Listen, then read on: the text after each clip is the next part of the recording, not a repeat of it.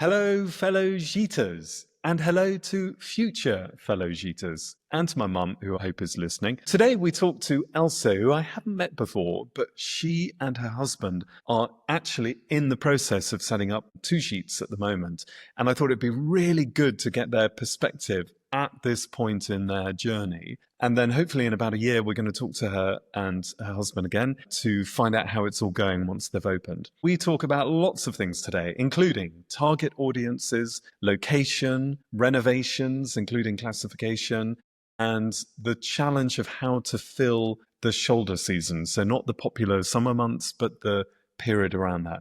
So I hope you enjoy it. Welcome to the Gite podcast. Brought to you by Gîte Guru. So Elsa, welcome to the Gîte podcast. Thank you, Rupert. Thank you for having me. Well, we don't really know each other. We have met via Instagram, and you've been following us for a while. And I heard that you are in the process of setting up a gîte in France. And I thought it would be really interesting to talk to you now while you're in the process of doing it all, and then to talk to you again maybe in a year's time when you've actually opened the gîtes and had guests, and to really hear about what you were concerned about now and whether that followed through, what your challenges were, what's gone really well, what you've enjoyed the most. So I thought you'd be a brilliant person to have on the podcast.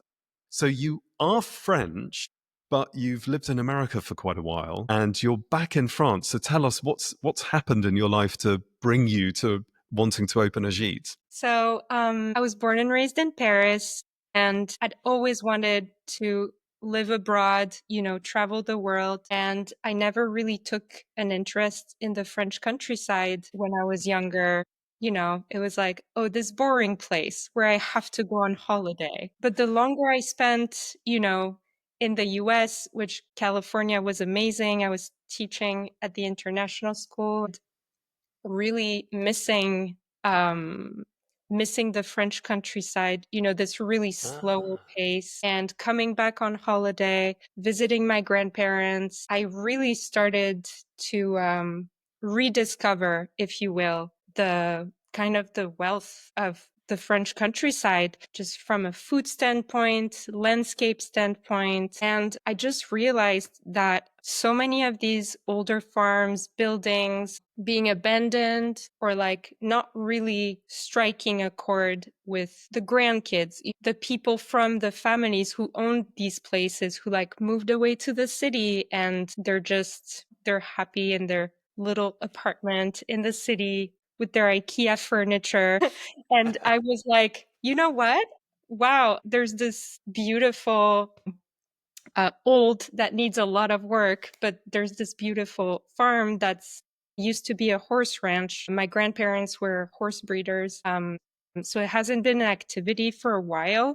And where is this? It's in Sologne, which is a region within Loire Valley. It's a natural region. It's not a legal region, but it's a wooded, I think the second largest forest in France. Beautiful. Yeah, we've been there because we actually bought Plum, our dog, there at a Labrador breeder. So we've been there a few times. It is stunning, and just trees and trees, and you drive and drive through endless trees. It's a stunning place. So your grandparents had this horse ranch, and you were telling me it hasn't been used for years as a business. The rest of your family have moved away to cities, and your grandmother is still there, isn't she? My grandmother is still there part-time. So there's two clusters of buildings, and she comes on the weekends still to her former home, but she has moved to the town to be able to walk places. And farms are a lot of work, a lot of maintenance work, and she's ready to just play cards with her friends and walk to the cafe and have her little whiskey and not deal with any bushes or foxes or things like that. And you thought, well, if she's not going to do that, perhaps I can? That's right. I met a chef in California, and I don't think I would have taken that on alone, to be quite honest. And he's American, isn't he? He's American. And so you've convinced him to leave America and leave his work as a chef there and come with you to the old family farm, which hasn't been used for years. and make a go of it. It's really exciting. Very exciting, very scary. I'm like, "This better work out." Yeah, I'm sure it will, though. But was it a scary decision for him? He obviously knows France well. He must do because of being with you.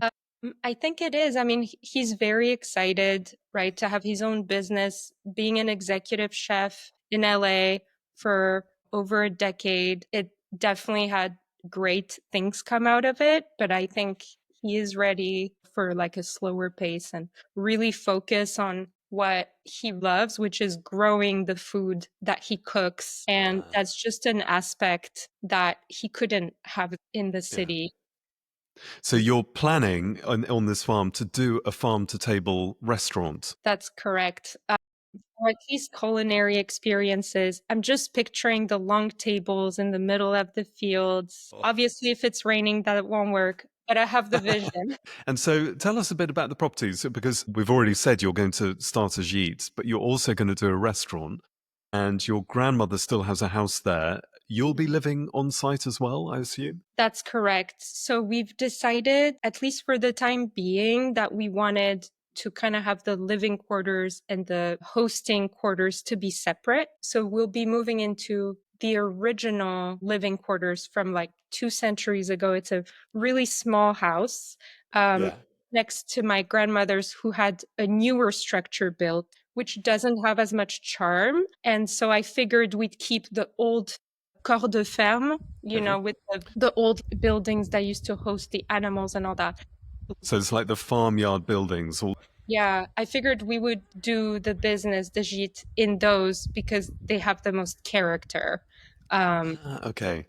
And some work has been done. My aunt actually wanted to do a gîte. That was her retirement plan, and then just completely shifted, ended up moving to Normandy because Okay. various reasons. But so she had started some work. There is now a kitchen, very 90s kitchen. So there's some work that has been done, but that's not really Up to in the date. up to date, not really respectful of the history of the building. But we're also going to try and work with what some of the stuff that's already there. In the area that you want to develop for guests, is it several buildings or one long building or? Correct. So it's 4 units. Mhm. 3 of them are touching each other, but Mhm. have separate entrances. And then Brilliant. there's the horse stables, which And where are you going to do one gîte or more gîtes? to start, we will do 2 gîtes to start.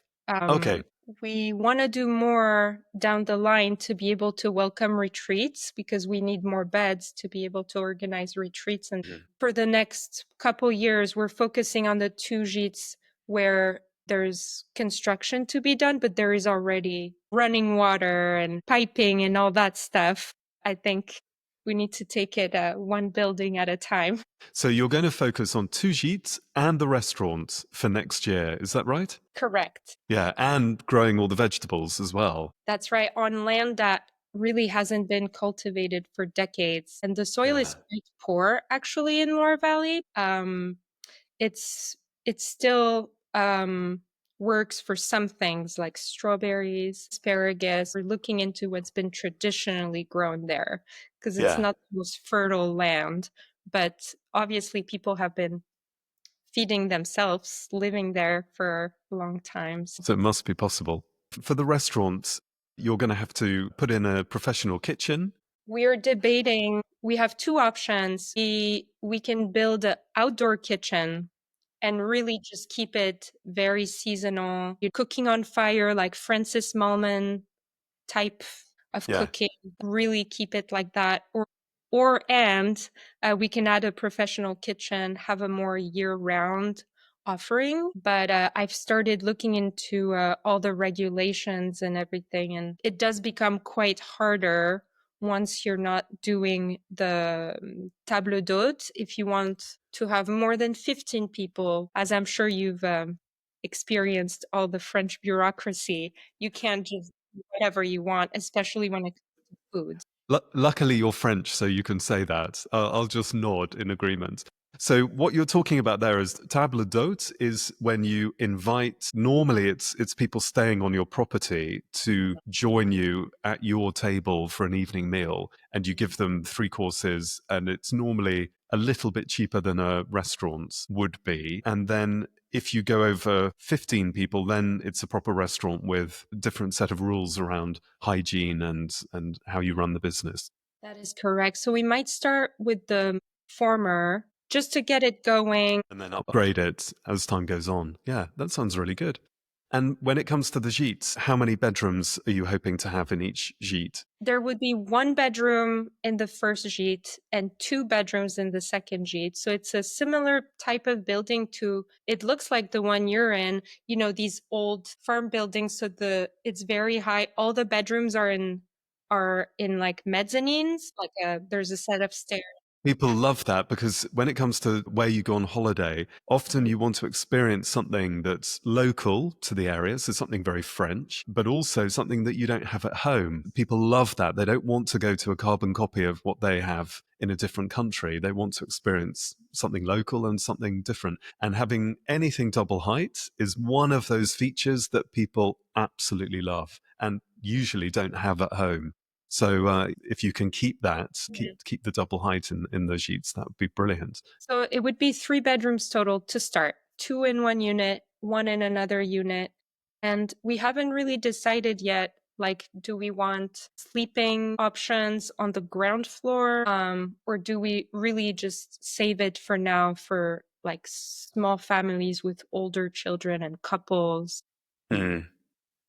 I guess that's something we have to figure out, like what is our target audience? Yep. Definitely not large American families. We won't be able to accommodate that, at least not for now, with all the wrought iron stairs and, you know. So you think that American guests have a different expectation, or they are looking for something different than maybe European guests? I believe so. I think once Americans have a family, they're really looking for that large property that comes with a pool, possibly AC. Those are the usual requirements.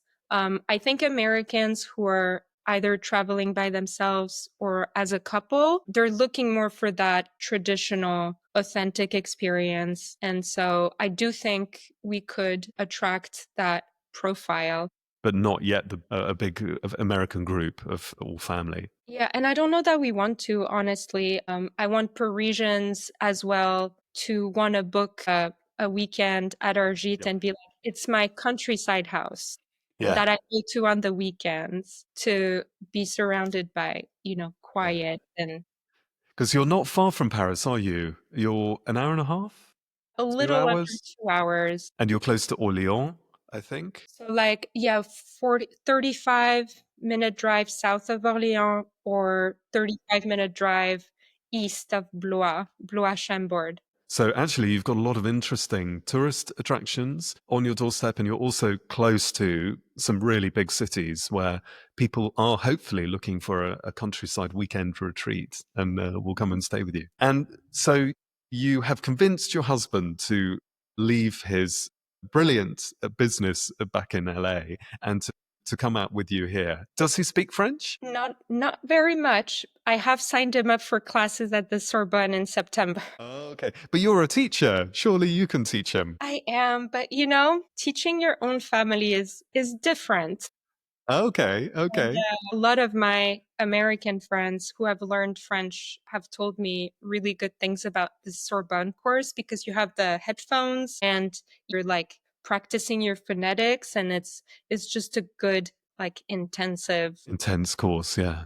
I just want him to be able to sort of understand when people are mumbling or at parties, just not feel completely left out. Yeah. I mean, do you speak French? How did you feel with the language when you first arrived? Was it hard to understand people? One of the very first neighbors we went to see when we moved here, my French wasn't very good, but we went to our neighbors and I couldn't understand a word our neighbor was saying. And we only found out later that he's from Chartres And so actually it is his kind of regional accent, and some other people in the village can't understand him either. It was kind of, I thought, oh my God, my French is much worse than I thought it was.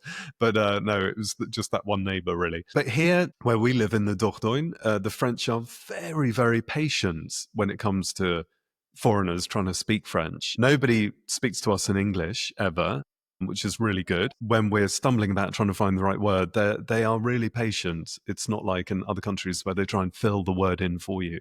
So actually, we found it, yeah, it hasn't been difficult at all. And there is a third person in your family who you're bringing over from America, isn't there? Yes, our little baby, Maya.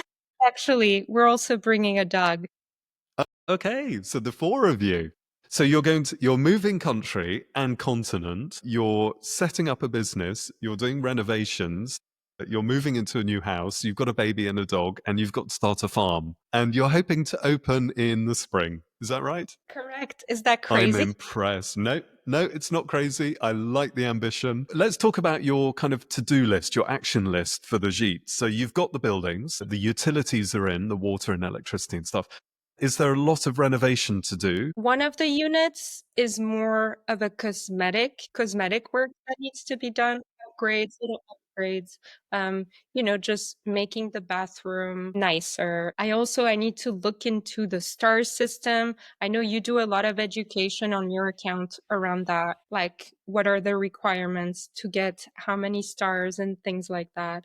Yeah, that's a really good point, because before people start renovations, we really recommend that you go through the 133 questions to get your Gîte classified, to get the star rating, because some of them do have to do with the way you've set the house up. So for instance, I believe you've got to have hotel lights in the bedrooms, meaning there has to be a light switch by the door and a light switch by the bed so that you can turn the main light off from both places. And you used to have to have shaving sockets or electrical sockets next to the sink in the bathroom. And so there are all these things that are very difficult to put in after you've renovated, but very easy to put in during a renovation.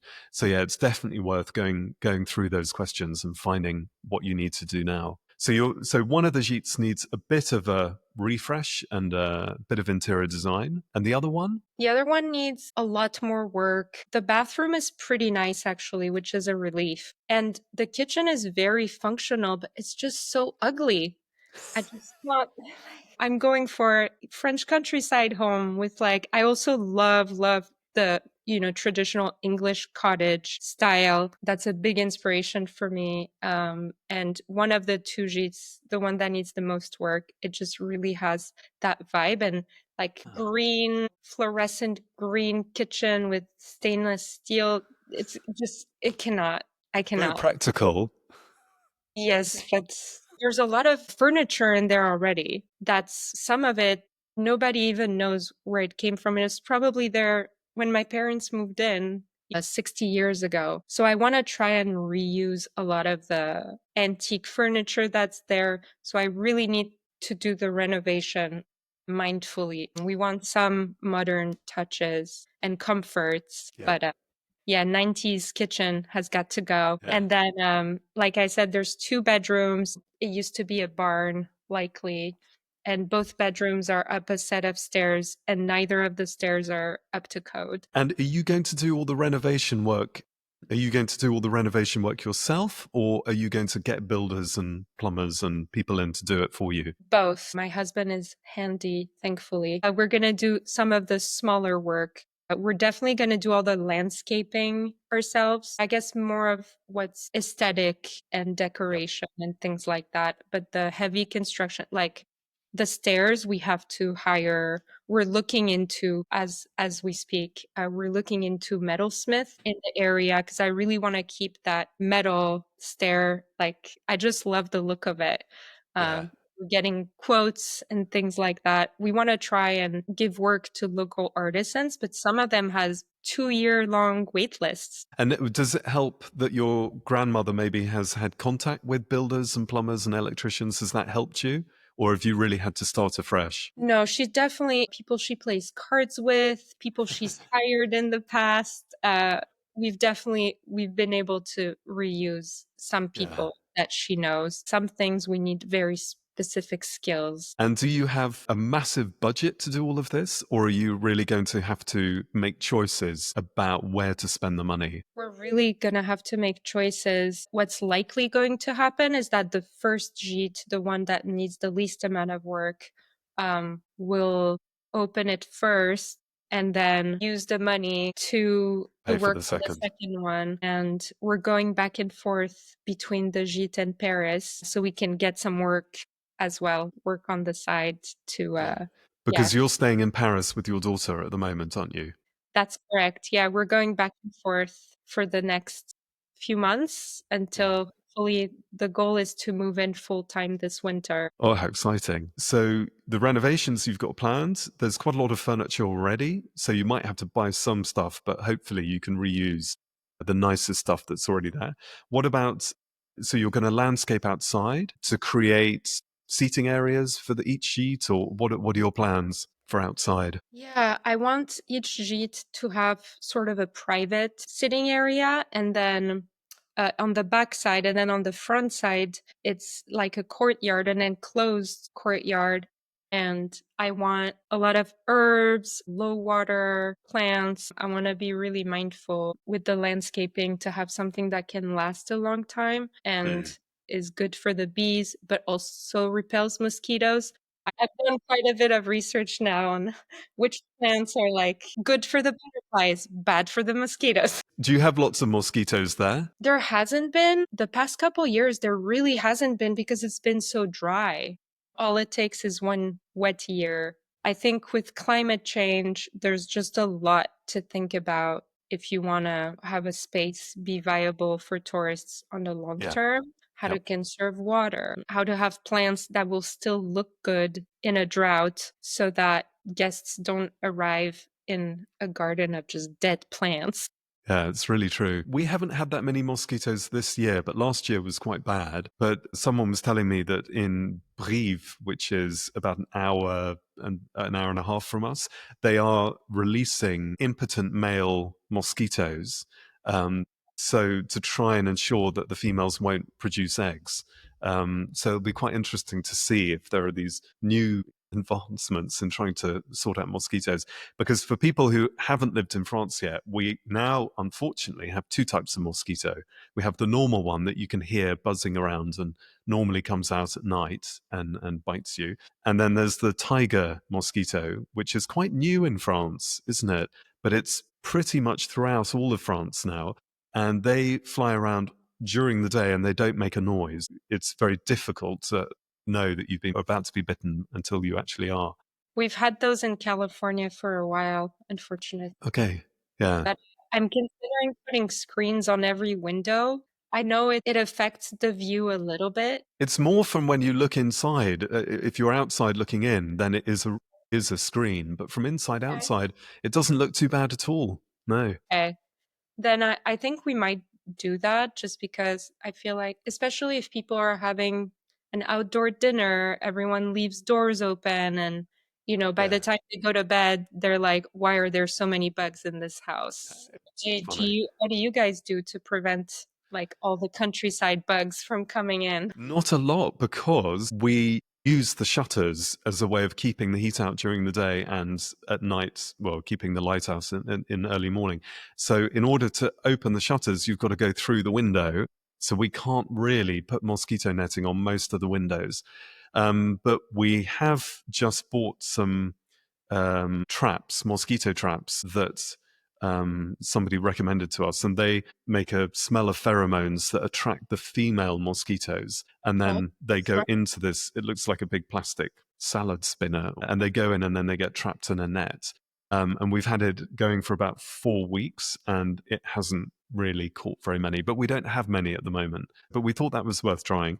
And also we have a lot of wasps making little nests under the roof tiles. So it's not a big wasp's nest, it's just these little ones with maybe 10 or 15 wasps.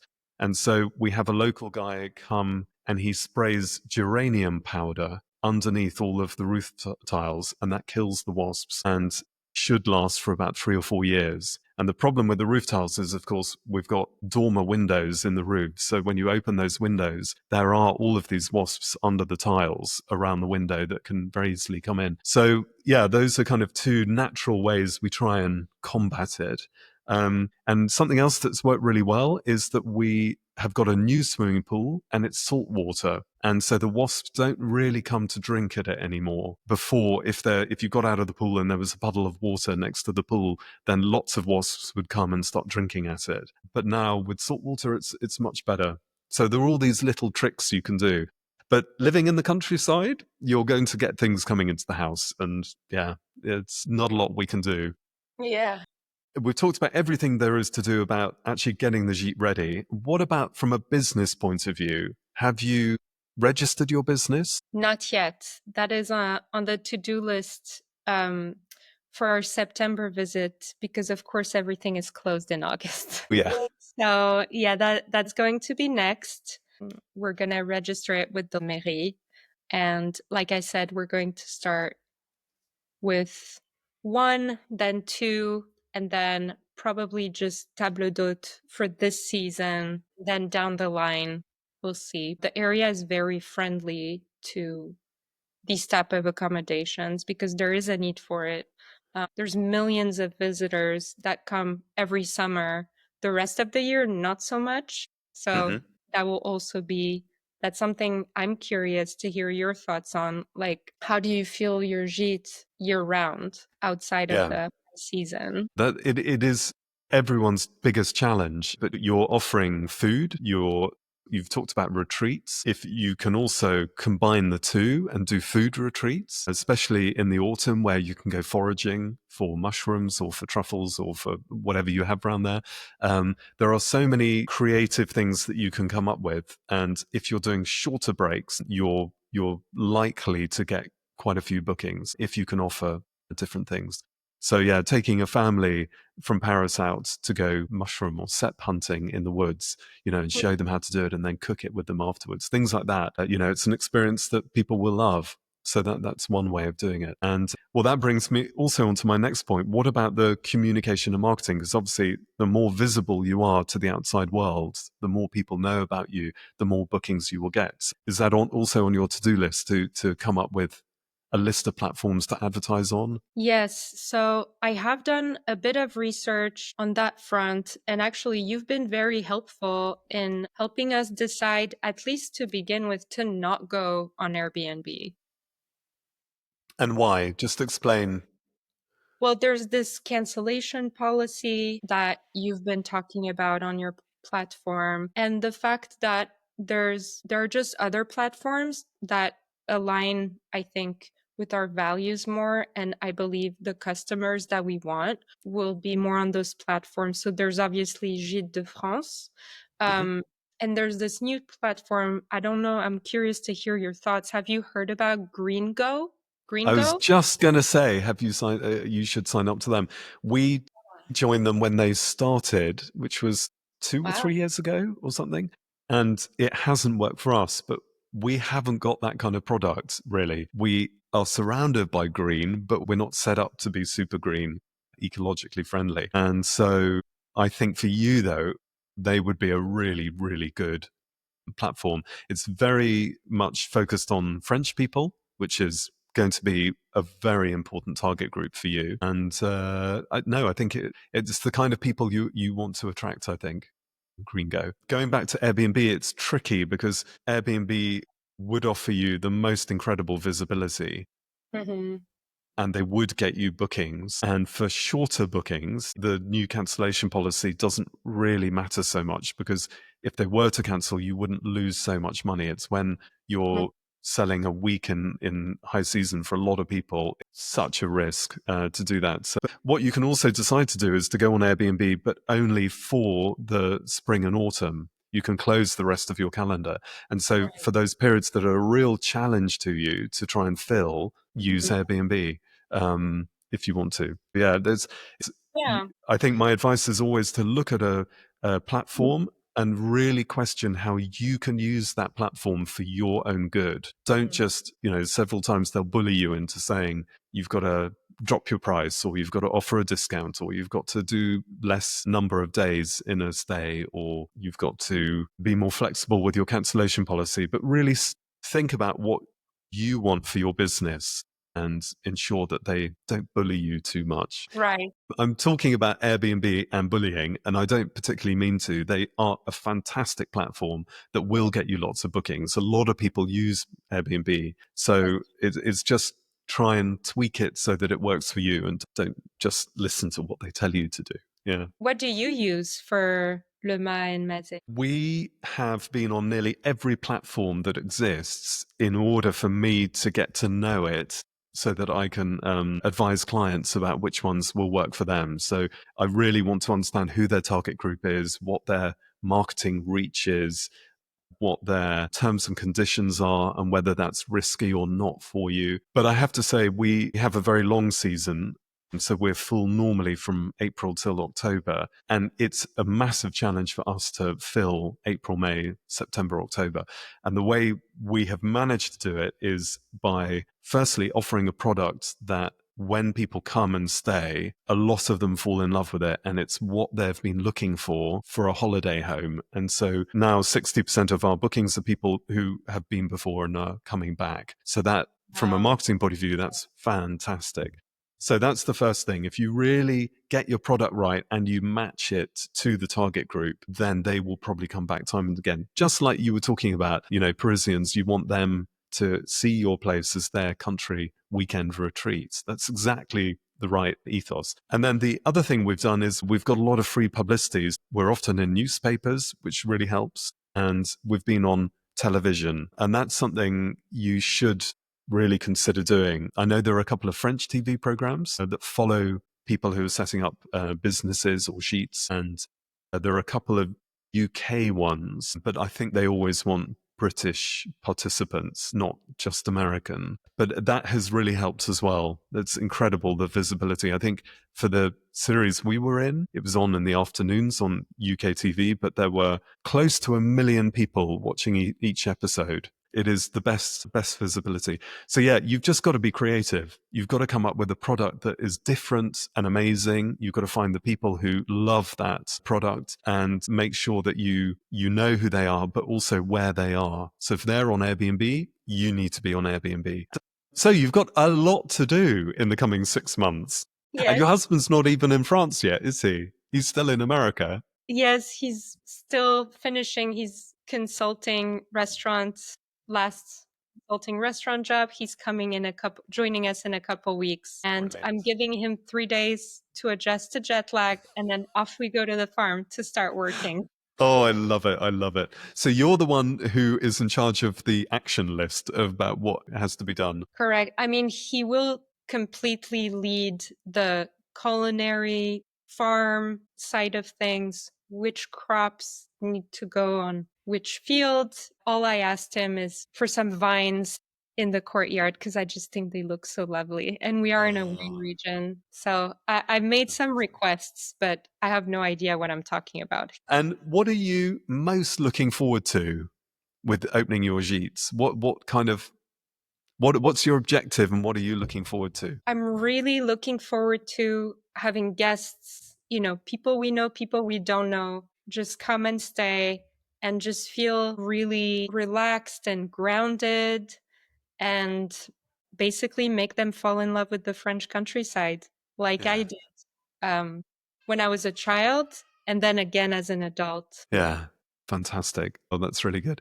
And your objective is also going to be financial. You're going to have to, because are you and your husband going to continue working away from the farm, like with consultancies or teaching? We're being realistic and flexible. We'll keep working in addition to the Gîte for as long as is needed, especially since we won't be able to have a proper harvest. We'll be selling farm products as well down the line, but we have ways to go before we can sell jam or produce boxes to like épiceries in Paris. We have quite a ways to go. Yeah, we're being careful and keeping jobs on the side for as long as needed. But the goal is to really switch to that countryside living and give that to our child as well. She is one of the reasons as well that we've made this decision, because we wanted her to experience childhood out in the countryside, going to feed the chickens every morning and just that different lifestyle. Oh, fantastic. How exciting. Well, it's brilliant to have spoken to you now when you're still kind of got so much to do in the next 6 months. And I would be delighted if you came back maybe in a year when you've had the sheet open for part of the summer, and to hear how it's gone and what you've enjoyed, and yeah, what your husband thinks of living in France as well. Maybe we can get him to join you on the podcast. Yes, I think that will be lovely to have him on at the next one, and I'm sure he'll have a lot to say. And one more question: what's the name of your gîte? Have you got a name for what your gîtes are going to be called yet, so people can find you? Yes, so that's actually a funny story. So there is a legal name for the farm, which has been its name for centuries. So the legal name for the farm is La Levrette. It used to refer to a farm tool that was used commonly on farms, but nowadays it refers to sexual position. It means doggy. Doggy style. Okay. So you're going to keep the name, are you? We are not keeping the name because any person booking it would be like, is this a joke? Is this? What kind of place is it? You might get a lot of bookings. So we changed the name. The legal name, we just went very simple. The new name for the farm will be Le Clos de Bauzy. Bauzy being the name of the town that it's attached to, and Le Clos because the buildings enclose a courtyard, and we will grow Brilliant. vines, and we are in a wine region, and so this is the name, Le Clos de Bauzy. I just started a little Instagram. The French people definitely understand why we changed the name. Oh, that's brilliant. Oh, how funny. God, the challenges that you face when you're starting up a business in France, it's not just the red tape, it's also the name that you've inherited. Oh, I think that's brilliant. Really good. Well, Elsa, good luck with it all. I really hope it goes well. And I can't wait to speak to you again in a year and hear all about it. Yeah, looking forward to it. And thank you for having me. Not at all. Thank you. Bye. Bye. One of the things that really impressed me about Elsa is the number of questions she asked me during the podcast. It really reminded me of the situation Frank and I were in 12 years ago when we had first hit upon the idea of moving to France and starting a gîte. To be honest, we were really naive and we knew nothing about what we were getting ourselves into. But we did recognize that, and we did ask as many questions to as many different people as we could, whether it was estate agents showing us around properties, or vendors selling their homes, or bed and breakfast hosts where we were staying, or gîte owners that we met at markets. We asked them as many questions as we could, because you've got to make your business work. There's no point thinking you know everything or being embarrassed by asking people questions. I and other gîte owners love sharing our experiences and answering questions and trying to help out. So that's my first top tip from what Elsa said, is ask questions all the time. What I also really liked was Elsa saying that she wants to find platforms that align with her values. In that, she recognizes that some platforms will really align with her values and others won't. And that brought me on to my point of sometimes some of these really big platforms will bully you into lowering your rates, offering discounts, asking for a shorter minimum stay. And don't be bullied by them. Stand up for yourself. Decide what is right for your business and stick to that. It is so important. And not only does Elsa talk about the values she has, but also all the other things she wants to offer with her gîte. For instance, table d'hôte, and then later on a restaurant with her husband, who's a chef. All of this is going to be crucial to what the guest experiences when they stay with them, which is very unlike owners who aren't living on site, or owners who don't even live in France and are managing a gîte from abroad. I'm not saying one is better than another, but I'm really pleased and thrilled to see that Elsa has understood that she and her husband are going to be an integral part to the enjoyment of their guests and therefore the success of their business.